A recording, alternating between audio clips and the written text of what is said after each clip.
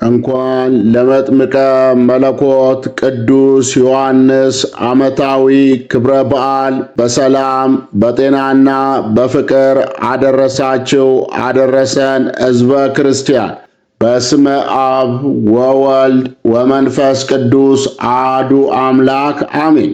ቅዱስ ዮሐንስ የካህኑ ዘካርያስና የቅድስት ኤልሳቤጥ ልጅ ሲሆን የልደቱ ታሪክም እንዲህ ነው። በቅዱስ ሉቃስ ወንጌል እንደተገለጸው ካህኑ ዘካርያስና ሚስቱ ቅድስት ኤልሳቤጥ የእግዚአብሔርን ትእዛዝ ሁሉ በመፈጸም ያለ ነቀፋ የሚኖሩ ጻድቃን ነበሩ። ኤልሳቤጥም መካን ነበረችና ልጅ አልነበራቸውም።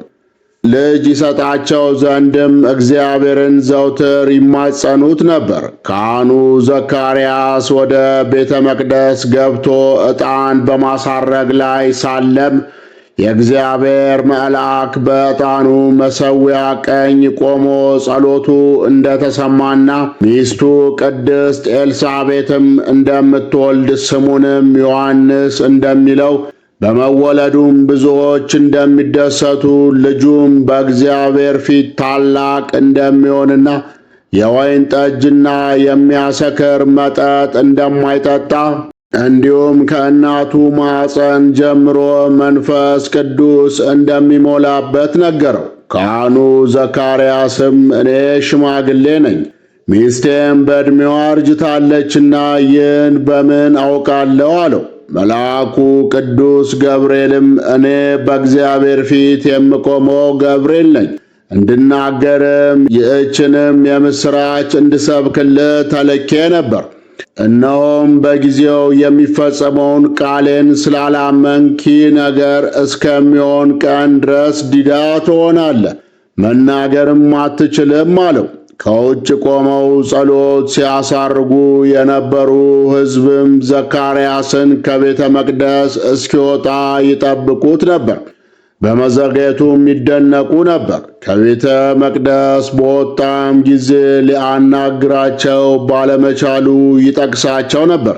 በዚህም በቤተ መቅደስም ራእይ እንዳየ አስተዋሉ። እርሱም ድዳ ሆኖ ኖረ። የማገልገሉም ወራት ሲፈጸምም ወደ ቤቱ ሄደ። ከሁለት ቀን በኋላም አረጋይቷ ቅድስት ኤልሳቤጥ ጸነሰች። ቅድስት ኤልሳቤጥም በመካንነቷ ከሰዎች የሚደርስባት ሽሙጥ ተወግዶላታልና እግዚአብሔር በዚህ ወራት ከሰው ስድቤን ያርቅ ዘንድ እንዲህ አደረገልኝ ስትል ለ5 ወራት ተሸሸገች። ቅዱስ ገብርኤል እመቤታችን ጌታችንን በድንግልና እንደምትወልድ ሲያበስራት ወንድ ሳላውቅ እንዴት ሊሆን ይችላል ባለችው ጊዜ እግዚአብሔር ሁሉን ማድረግ እንደሚቻለው ለማስረዳት መካኗ ቅድስት ኤልሳቤጥ በስተርጅና መውለዷን ጠቅሶላታል። ቅድስት ኤልሳቤጥ በጸነሰች በ6ኛው ወር እመቤታችን ቅድስት ድንግል ማርያም ልትጠይቃት ወደ እርሷ በሄደች ጊዜ ቅዱስ ዮሐንስ በማኅፀን ውስጥ ሆኖ ለቅድስት ድንግል ማርያምና በማኅፀኗ ላደረው አምላካዊ ቃል ለኢየሱስ ክርስቶስ ሰግዷል።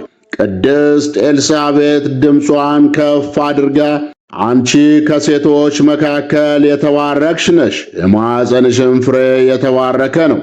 የጌታዬ እናት ወደ እኔ ትመጣ ዘንድ እንዴት ይሆንልኛል? እነሆ የሰላምታሽን ድምፅ በሰማው ጊዜ ጽንሱ በማኅፀኔ በደስታ ዘሏልና ከጌታ የተነገረላት ቃል እንደሚፈጸምላት ያመነች ብፅዕት ናት በማለት እመቤታችንን አመስግናታለች። የመውለጃዋ ቀን ሲደርስም ሰኔ 30 ቀን ኑድ ክቡር የሆነው መጥምቀ መለኮት ቅዱስ ዮሐንስ ተወለደ። ዘመዶቹ የሕፃኑን ስም በአባቱ መጠሪያ ዘካርያስ ሊሉት ቢወዱም እናቱ ግን ዮሐንስ ይባላል አለች። የመልአኩን የብስራት ቃል ባለመቀበሉ አንደበቱ ተይዞ የነበረው ካህኑ ዘካርያስም ስሙ ዮሐንስ ይባል ብሎ ሲጽፍ አፉ ተከፈተ። አንደበቱም ተፈታና በመንፈስ ቅዱስ ተቃኝቶ አንተ ሕፃን ሆይ የልዑል ነቢይ ትባላለህ፣ መንገዱን ልትጠርግ በጌታ ፊት ትሄዳለህና የኃጢአታቸው ስርየት የሆነውን የመዳን ዕውቀት ለሕዝቡ ትሰጣለህ። ይህም ከላይ የመጣ ብርሃን በጎበኘበት በአምላካችን ምሕረትና ርኅራኄ ምክንያት ነው። ብርሃኑም በጨለማና በሞት ጥላ ተቀምጠው ላሉት ያበራል፣ እግሮቻችንንም በሰላም መንገድ ያቀናል ብሎ ስለ ቅዱስ ዮሐንስ ነቢይነትና አጥማቂነት እንደዚሁም የክርስቶስን የማዳን ትምህርት እንደሚያበስር አስቀድሞ ትንቢት ተናገረ። ዮሐንስ ማለት እግዚአብሔር ጸጋ ነው ማለት ነው። ትርጓሜ ወንጌልም መጥምቀ መለኮት ቅዱስ ዮሐንስን ፍስሐ ወሐሴት ወይም ተድላና ደስታ ይለዋል። ወላጆቹ በእርሱ መወለድ ተደስተዋልና። በቅዱስ ወንጌል እንደተጻፈ ሄሮድስ የመድኃኒታችን የክርስቶስን መወለድ ከሰብአ ሰገል ሲሰማ መንግሥቴን ይወስድብኛል ብሎ ስለ ሰጋ ጌታችንን ያገኘው መስሎት የቤተልሔም ሕፃናትን መግደል ጀመረ። በዚህ ጊዜ ቅድስት ኤልሳቤጥ ልጇን ከሞት ለማዳን ስትል ሕፃኑ ዮሐንስን ይዛ ወደ በረሃ ተሰደደች። በበረሃም ድንጋይ ቤት ሆኖላቸው እግዚአብሔርም ከብርድ ከፀሐይና ከአራዊቱ አፍ እየጠበቃቸው መኖር ጀመሩ። ወደ በረሃ ሲገቡ ቅዱስ ዮሐንስ የ2 ዓመት ከመንፈቅ ሕፃን ነበር። ሕፃኑም አደገ፣ በመንፈስም ጠነከረ። ለእስራኤልም እስከታየበት ቀን ድረስ በምድረ በዳ ኖረ። የሄሮድስ ጭፍሮችም ዮሐንስን ፈልገው ባጡት ጊዜ ዘካርያስን በቤተ መቅደስ ውስጥ በሰይፍ ገደሉት። ካህናቱም በንጹሕ ልብስ ገንዘው በአባቱ በበራክዮ መቃብር ቀበሩት። ደሙም እስከ 70 ዓመት ድረስ ሲፈላ ኖረ። ጌታችንም የዘካርያስ ደም እንደሚፋረዳቸው ሲያስረዳ ከአቤል ደም ጀምሮ በመሠዊያውና በቤተ መቅደስ መካከል እስከ ጠፋው እስከ ዘካርያስ ደም ድረስ ከዚህ ትውልድ ይፈለጋል በማለት ጸሐፍት ፈሪሳውያንን ገሥጿቸዋል። ቅድስት ኤልሳቤጥ ወደ በረሃ በገባች በ5ኛ ዓመቷ ቅዱስ ዮሐንስም 7 ዓመት ሲሞላው ከዚህ ዓለም ድካም አረፈች። ቅዱስ ዮሐንስም እግዚአብሔር ከአራዊት አፍ እየጠበቀው ሲርበው ሰማያዊ ኅብስትን እየመገበው ሲጠማው ውኃ እያፈለቀ እያጠጣው አናብስቱና አናምርቱ እንደ ወንድምና እህቱ ሆነውለት በበረሃ መኖር ጀመረ። በበረሃ ሲኖርም የግመል ጠጉር ይለብስ፣ በወገቡም ጠፍር ይታጠቅ፣ አንበጣ የሚበላና ማረ ጸደይን ጣዝማ ማር ይመገብ ነበር። 30 ዓመት ሲሞላውም በነቢዩ በኢሳይያስ ቃል የጌታን መንገድ አዘጋጁ፣ ጥርጊያውንም አቅኑ እያለ በምድረ በዳ የሚጮው ሰው ድምፅ ሆነ። አዘግቱ ሁሉ ይሙላ፣ ተራራውና ኮረብታውም ሁሉ ዝቅ ይበል፣ ጠማማውም የቀና መንገድ ይሁን፣ ሸካራውም መንገድ ትክክል ይሁን፣ ሥጋም የለበሰ ሁሉ የእግዚአብሔርን ማዳን ይይ ተብሎ እንደ ተነገረ ቅዱስ ዮሐንስ መጥምቅ መንግሥተ ሰማያት ቀርባለችና ንስሐ ግቡ እያለ እየሰበከ በዮርዳኖስ ዙሪያ ወዳለው አገር ሁሉ ወጣ። የይሁዳ አገር ሰዎች ሁሉ ኃጢአታቸውንም እየተናዘዙ ከእርሱ ይጠመቁ ነበር። እርሱም እናንተ የእፉኝት ልጆች ከሚመጣው ቁጣ እንድትሸሹ ማን አመለከታችሁ? እንግዲህ ለንስሐ የሚገባ ፍሬ አድርጉ። መልካም ፍሬ የማያፈራ ዛፍ ሁሉ ይቆረጣል፣ ወደ እሳትም ይጣላል ይላቸው ነበር። ምን እናድርግ ብለው ሲጠይቁት 2 ልብስ ያለው ለሌላው ያካፍል፣ ምግብም ያለው እንዲሁ ያድርግ ይላቸው ነበር። ቀራጮችን ከታዘዘላችሁ አብልጣችሁ አትውሰዱ፣ ጭፍሮችንም በማንም ላይ ግፍ አትስሩ፣ ማንንም በሐሰት አትክሰሱ፣ ደሞዛችሁም ይብቃችሁ እያለና ሌላም ብዙ ምክር እየመከረ ወንጌልን ይሰብክላቸው ነበር። በተጨማሪም እኔ ለንስሐ በውኃ አጠምቃችኋለሁ፣ ነገር ግን የጫማውን ጠፍር መፍታት የማይገባኝ ከኔ በኋላ የሚመጣውና ከኔ ይልቅ የሚበረታው እርሱ በመንፈስ ቅዱስና በእሳት ያጠምቃችኋል። መንሹም በእጁ ነው፣ አውድማውንም ፈጽሞ ያጠራል፣ ስንዴውንም በጎተራው ይከታል፣ ገለባውን ግን በማይጠፋ እሳት ያቃጥለዋል በማለት የክርስቶስን በሥጋ መገለጥና አምላክነት ነግሯቸዋል። ቅዱስ ዮሐንስ ከፈሪሳውያን ወገን የሆኑ ካህናትና ሌዋውያን ስለ ራስህ ምን ትላለህ ብለው በጠየቁት ጊዜም እርሱ ክርስቶስ እንዳልሆነና የጌታን መንገድ አቅኑ ብሎ በምድረ በዳ የሚጮው ቃለ አዋዲ መሆኑን ተናግሯል። ቅድስት ኤልሳቤጥ የጌታዬ እናት ወደ እኔ ትመጣ ዘንድ እንዴት ይሆንልኛል ስትል እመቤታችን ቅድስት ድንግል ማርያም ወላዲተ አምላክ መሆኗን እንደመሰከረችው ሁሉ ቅዱስ ዮሐንስ ጌታችን ሊጠመቅ ወደ እርሱ በሄደ ጊዜ እኔ በአንተ ልጠመቅ ያስፈልገኛል? አንተም ወደ እኔ ትመጣለን?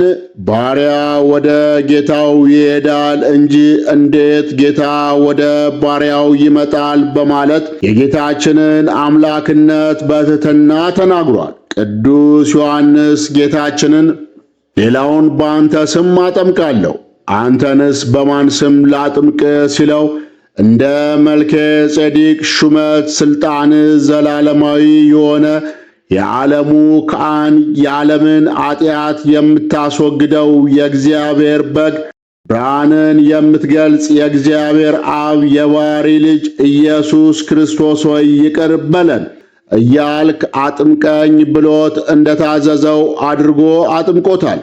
ቅዱስ ዮሐንስ ጌታችንን ባጠመቀው ጊዜ ከሰማይ በእርሱ ደስ የሚለኝ የምወደው ልጄ ይህ ነው፣ እርሱን ስሙት የሚለውን የእግዚአብሔር አብ ቃል መስማቱንና መንፈስ ቅዱስ በርግብ አምሳል መውረዱን በመመስከር ምስጢረ ሥላሴን አስተምሯል።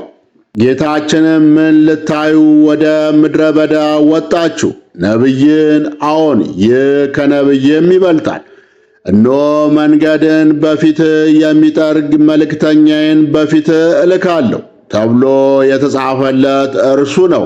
ከሴቶች ከተወለዱት መካከል ከመጥምቁ ዮሐንስ የሚበልጥ አልተነሳም። ልትቀበሉትስ ብትወዱ ይመጣ ዘንድ ያለው ኤልያስ ነው። የሚሰማ ጆሮ ያለው ይስማ በማለት የቅዱስ ዮሐንስን ታላቅነት ተናግሯል። ኤልያስ ጸጉራም እንደሆነ ሁሉ ዮሐንስም ልብሱ የግመል ጸጉር መሆኑ ሁለቱም መናንያን፣ ጸዋሚያን፣ ተራሚያን፣ ዝጓውያን፣ ባታውያን መሆናቸው በተጨማሪም ኤልያስ አክዓብንና ኤልዛቤልን፣ ዮሐንስ ደግሞ ሄሮድስንና ሄሮዳድያን መገጸጻቸው ኤልያስ ከክርስቶስ ዳግም ምጽአት ቀድሞ እንደሚመጣ ሁሉ ዮሐንስም ከክርስቶስ ቀዳሚ ምጽአት ወይም በአካለ ሥጋ መገለጥ ቀድሞ ማስተማሩ ያመሳስላቸዋልና ጌታችንም ዮሐንስን ኤልያስ ብሎታል። እርሱም ስለ ዮሐንስ እንደነገራቸው አስተውሉ ተብሎ እንደተጻፈ በአጠቃላይ መጥምቀ መለኮት ቅዱስ ዮሐንስ ከአዲስ ኪዳን አበው አንዱ የሆነ ንጹሐን ነቢያት ቅዱስ ገብርኤልና አባቱ ዘካርያስ ትንቢት የተናገሩለት ከሕፃንነቱ ጀምሮ ቅኑት እንደ ገበሬ ጽሙድ እንደ በሬ ሆኖ እግዚአብሔርን ያገለገለ በፍጹም ልቡ ዓለምን የናቀ ከተድላዋና ከደስታዋም የተለየ አምላክን ለማጥመቅ የታደለ ሐዋርያ፣ መምህር፣ ሰማዕት፣ ባሕታዊ፣ ነቢይና ጻድቅ ነው።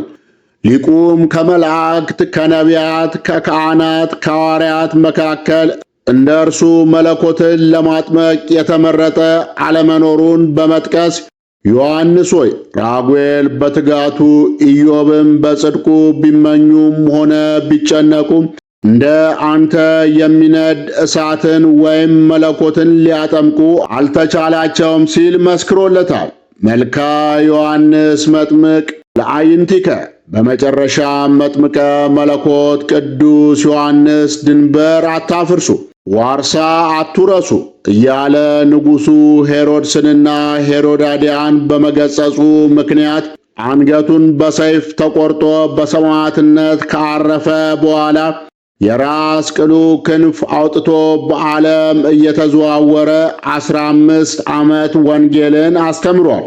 ቅዱስ ዮሐንስ መጥምቅ ሰኔ 30 ቀን የተወለደበት፣ መስከረም 1 ቀን ቃል ኪዳን የተቀበለበት፣ መስከረም 2 ቀን በሰማዕትነት ያረፈበት፣ ጥር 11 ቀን ጌታችን መድኃኒታችን ኢየሱስ ክርስቶስን ያጠመቀበት፣ የካቲት 30 ቀን ራሱ የተገኘችበት፣ ሚያዝያ 15 ቀን ራሱ ያረፈችበት ወይም ነፍሱ የወጣችበት፣ ሰኔ 2 ቀን ደግሞ ፍልሰተ አጽሙ ወይም አጽሙ የፈለሰበት በዓል በቅድስት ቤተ ክርስቲያናችን በታላቅ ክብረ በዓል ይከበራል።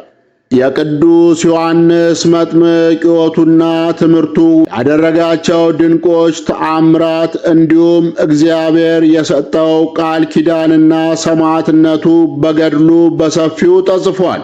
እኛም ክብሩን ለማስታወስ ይህንን ያህል አቀረብን። ለእግዚአብሔር ምስጋና ይሁን። እኛንም በቅዱስ ዮሐንስ ጸሎት ይማረን። የቅዱስ ዮሐንስ ረድኤት በረከቱ ይጠብቀን። አነሳስቶ ላስጀመረን አስጀምሮ ላስፈጸመን ለልዑል እግዚአብሔር ክብር ምስጋና ይሁን። ወስብሐት ለእግዚአብሔር ወለ ወላዲቱ ድንግል ወለ መስቀሉ ክቡር። ይቆየን።